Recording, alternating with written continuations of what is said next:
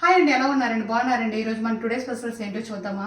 ఇది నువ్వుపప్పు కూర, మటన్ కూర, శామదుంపల ఫ్రై అండ్ ఇది వంకాయ కోడిగుడ్లు పులుసు, కమ్మని పెరుగు అండ్ వేడివేడి.